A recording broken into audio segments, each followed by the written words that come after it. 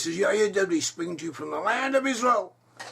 We are now about to discuss the whereabouts of the 12 tribes of Israel. Of all of the 12 tribes of Israel, we represent the movement known as Brit-Am, Hebrew nations, that studies Hebrew ancestry, or concerning the lost 10 tribes, concerning where people who were once Hebrews lost consciousness of their ancestry, but they still remain physically, they remain in the world, and according to the Bible and rabbinical sources and other indications, they had a role to play in world history, a role to play in the development of humanity. And we analyse this role, the nature of this role according to the sources, and we also study where the 10 tribes went to, where they went to, what happened to them. And we have found them amongst Western nations, and we have proven it. We have proven it from the Bible, we have proven it from rabbinical sources, we have proven it from archaeology, from mythology, from linguistics. Through any and whatever source has something to say on the subject, we have studied it, and we've shown that the information from all the different fields of inquiry all come together and all point in the same direction. The lost 10 tribes now are to be found amongst Western nations, and that is what we do, that is what we work at, and that is what we have done and are still endeavouring to do. Now, in this present talk, we're going to discuss the whole of the 12 tribes and give you an overall view of what happened to them according to the Bible, of how they were divided up before they went into exile, and to show what significance this whole story has for all of us. Actually, there were 12 tribes of Israel. First of all, there were 12 tribes of Israel, as the Bible says quite often. But when you count them up, as the different tribes who are listed, you find 13. So you have 13 or 12, that is the question. So we can explain it that the tribe of Joseph was divided into two different sections, Ephraim and Manasseh. And sometimes Ephraim and Manasseh are counted together, counted as the one tribe of Joseph, or sometimes they are divided as two separate tribes, so therefore you have 13. So why does the Bible not mention 13, but rather always 12? So, according to different scholars, including Nachmanides, this was for metaphysical reasons. The Bible had its own reasons for always maintaining a quorum of 12, or 12 tribes. So how does the Bible do this? So it does that in different ways, according to different censuses, with different numerations of the tribes, and or the sons of Jacob, the sons of Israel, from whom the tribes descend. We always get a number of 12 by we could say playing around with the numbers, eliminating this and counting this. We might find in some counting of the tribes that the tribe of Levi, for instance, the tribe of Levi was a priestly tribe. It was to receive its inheritance as in scattered cities and scattered settlements throughout all of the other tribes. Its job was to minister to the tribes, to be, one could say, priests to them, and to concern themselves more with administrative and priestly functions. So in some numberings of the tribes, Levi is not mentioned, so that gives us 12. In other numberings of the tribes, Levi is mentioned, but the tribe of Joseph is counted as one, as the tribe of Joseph. In other numberings, Ephraim and Manasseh are counted as separate tribes, but Levi is not counted. Or alternately, in one case, all the tribes are counted, but the tribe of Simeon is not counted because it is subsumed, according to indications, together with the tribe of Judah, who territorially encompassed Judah encompassed the tribe of Simeon for a good portion of its early history. And in some respects was therefore counted as part of it. So that is how we, out of 13, we get a number of 12. And as we said, there are historical and religious reasons for it. Nachmanides in 1194, 1270s, he discussed this in his commentary on Deuteronomy 33:6, and he goes into the different census numberings and why it was this way and why not another way. But this is the general principle. So we had 13 entities who were counted as 12 tribes. And then we had them, and they came into the land. They conquered the land of Canaan after coming out of Egypt. They conquered it. They divided it up amongst them. They divided the land of Canaan up amongst them. And then they had the period of the judges, when they were ruled by charismatic individuals, one could say, who ruled over them, who were inspired by God Almighty. And this was the period of the judges. And after that we had the first king of Israel, who was Saul from the tribe of Benjamin. And following Saul, we had his son Ishbosheth, who reigned for 2 years over the northern tribes, whereas David reigned for the same period of time over the tribe of Judah in the south. But after that, David became the king over all of Israel, over all of the tribes. But even here we see at the very beginning a distinction, one could say, between Judah and the rest of the tribes. So following this, the reign of David, we had King Solomon, the son of David. King Solomon built the temple in Jerusalem. And after King Solomon came King Rehoboam. Rehoboam, as it's translated into English. King Rehoboam was the king over all of Israel in Jerusalem, but he was not satisfactory to most of the Israelite tribes. They asked him to grant them an alleviation in taxes. He refused. So they seceded, and they created an independent kingdom under Jeroboam, the son of Nebat from the tribe of Ephraim. So we had two different distinct kingdoms, one could say. The kingdom of Judah in the south, and the kingdom of Israel in the north. The kingdom of Israel is sometimes referred to as Samaria, or as Joseph after the leading tribes, or as Ephraim. In the south we have the kingdom of Judah, and the kingdom of Judah actually at the beginning comprised two tribes, not only Judah but also Benjamin, as we find in 1 Kings 16:23. So we had Judah in the south with the tribes of Judah and Benjamin, and the king centered on Jerusalem.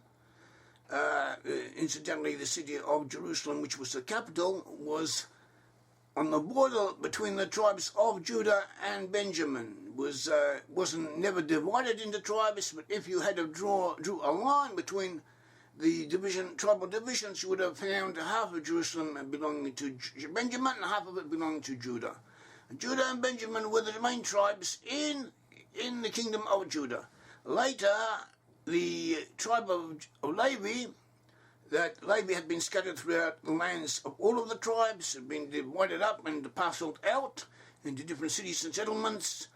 But the king of Ephraim, of the northern tribes of Israel, he began to introduce pagan practices and appoint priests who were not Levites over different cultic centres. So the members of the tribe of Levi, they left the northern kingdom and they came south and they attached themselves to Judah, as we find in 2 Chronicles chapter 11, 13 to 14, also in chapter 15 to 9 of 2 Chronicles. And not only the tribe of Levi, but also people who believed in the God of Israel, who were dissatisfied with the kingdom of the rulership of the kingdom in the north. They moved from the north to the south and they attached themselves to Judah. And through this and other ways, over the years, elements from the northern kingdom came to the south and they attached themselves to the kingdom of Judah. So that the kingdom of Judah ended up with most of the tribe of Judah, with the tribe of Benjamin, and also with the Levites, and with representative minorities from all of the other tribes. In the north, the kingdom of Israel, of the northern tribes, was ruled over by Jeroboam the son of Nebat from the tribe of Ephraim. And this northern kingdom of Israel controlled the following tribes, ruled over the following tribes. In the east, ruled over the tribes of Reuben and of Gad, and the half tribe of Manasseh. Half the tribe of Manasseh, referred to in the Bible as half tribe of Manasseh, and that was in the east, on the other side of the Jordan, and stretching all the way up to the Euphrates. In the west, in the northern section of the west, we have the tribes of Ephraim and Manasseh that were close to the border with Judah, and north of them we had Dan and Asher and Issachar and Zebulun and Naphtali. We also had to the south, in the southeast, the tribe of Simeon. Simeon had once been attached to Judah, but after the cleavage between the kingdoms, Simeon seems to have belonged more to the northern tribes. It was associated with them, with El Ashrud, a place in the southern Negev, or actually in the northern Sinai. We find a cultic centre that was apparently pertaining to the tribe of Simeon, and through the inscriptions and the cultic symbols and the pottery found there, it is seen to have been pertained more to the northern kingdom than to the south. This is also confirmed by indications in the Bible, as we find in 2 Chronicles 34:6, and also in other commentators, and the impression that we have from Midrashim. After almost 2 centuries of division, the 10 tribes were conquered by the Assyrians, and all of their inhabitants were taken into exile. All of the inhabitants of the northern kingdom were taken into exile. 2 Kings chapter 15:29 tells us of the exile of the tribes in the north, in the northern Galilee, of Asher, of Zebulun, of Issachar, of Naphtali, and so on. They were taken away by the Assyrians. This is also affirmed by Assyrian inscriptions, not only by the Bible. There are legends that Dan had gone into exile before then, but this is another matter. At all events, Dan also went into exile and was separated from Judah and became part of the northern kingdom, part of the exiles of the northern kingdom, part of the lost 10 tribes. 2 Kings chapter 17:6 and also 18:11 tells us of the tribes north of Benjamin and Judah, that is the tribes of Brit-Am and Manasseh and others who had remained from the northern tribes, how they too were taken into exile by the Assyrians, and this too is testified by inscriptions of the Assyrians describing the besiege and the exile of people in the area of Samaria, which was the central city of the northern kingdom. So they too were taken into exile, as the Bible tells us, and as Assyrian inscriptions inform us. And also archaeological evidence shows that all of the northern kingdom was completely destroyed. There's a thick layer of ashes where all of the cities and all of the dwellings were destroyed by the Assyrians. Later, new peoples came in. There were also have the story of the Samaritans, as we are told in 2 Kings 17, also 2 Kings chapter 18. He brought in others. He brought in pagans and he settled them in the area of Samaria. And because lions, there was a plague of lions who attacked the settlers, and the king of Assyria was told that this was because the new settlers were not obeying, were not paying homage to the God of the land. This calamity had come upon them. Therefore the king of Assyria sent one of the priests from the exiles to the new settlers who had come from Babylon and from Mesopotamia and from other regions, and taught them fundamentals of what we would call the Mosaic faith, or the Jewish religion as it was then understood. And these peoples, these newcomers, took this religion and made a synthesis between it and their pagan beliefs. Later, there was a period, much later, several centuries later, was a period when these new non-Israelite Samaritans began to get closer to Judaism, to become more Judaized, could we say, under the influence of rabbis and emissaries from the southern kingdom. And there was a period when they had almost united with them, when it was discovered that they were actually still pagans, and so there was a distancing took place between the Jews and the Samaritans, and the Samaritans remained the enemies and adversaries of the Jewish people. Most of them disappeared, but some of them remain. Today they number only a few hundred because they intermarried only with themselves. They due to the problems of intermarriage or close relations, generation after generation, certain genetic sicknesses overcame them. Today they number a few hundred, but they have begun to take in Jewish women from the 1920s.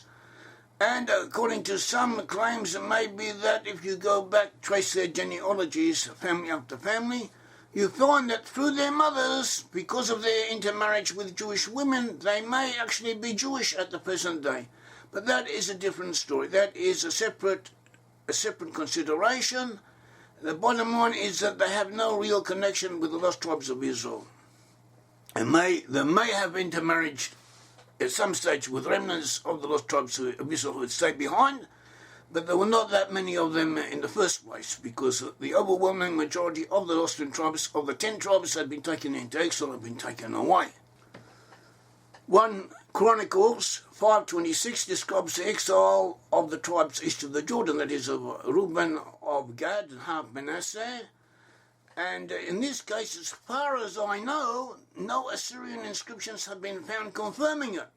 But we have other sources that speak of this. Also concerning Simeon, we have midrashim and legends, and hence in the Bible, that Simeon was also taken away and joined the 10 tribes of Israel. And this is a reality. We find later in southern Russia that a kingdom was created based on the people of Simeon and also some of the other tribes. And this kingdom, this small kingdom, was known as the kingdom of the Khazars. They converted to Judaism because they had distanced themselves from Jewish belief, so they, as if to say, reassociated themselves with the Jewish people. And some of them may now be found amongst the Jews. But that is another story and a different consideration, and at all events we are speaking only of a small number, or a relatively small number of people, and not the overwhelming majority as some anti-Semites, some enemies of the Jews try and say, without any basis whatsoever in history or in any other sources. The lost 10 tribes are referred to in the Bible when they were separated from Judah as the 10 tribes. We see 1 Kings 11:31-35. Isaiah predicts the return of the lost 10 tribes. It speaks of them of the Avdim Beretz Ashur, that is, those who were lost. In Hebrew, Avdim means lost, in the land of Assyria. And see Isaiah 27:13. This word Avdim meaning lost, who had been lost in the land of Assyria, sometimes translated into English as perishing, those who were perishing or perished in the land of Assyria. And that is also an alternative, but traditionally Jews understood this to mean Avdim, to mean lost, and those who were lost, that is the 10 tribes. So taking the two terms together, 10 tribes and lost in the land of Assyria, we get the lost 10 tribes. So for those who say, it is sometimes stated by those who are critical of our beliefs, that the term lost 10 tribes is not found in the Bible. So this is not correct, because the term lost applied to the 10 tribes, and also the term 10 tribes, meaning that those who had been taken into exile by the Assyrians. These terms are found, and we are able to connect them, because that is descriptive of who they are, and this is what the Bible tells us. There are numerous prophecies that in the end times the lost 10 tribes will return. They, in the meantime, have a task of their own to fulfill, their division, their separation from Judah, and their losing consciousness of their ancestry, and being exiled, and then going into exile and migrating in waves into different areas, eventually converging in the regions of the West. This had all been prophesied, and we discuss this and consider the sources concerning it in our books and in our articles and in videotapes that are now available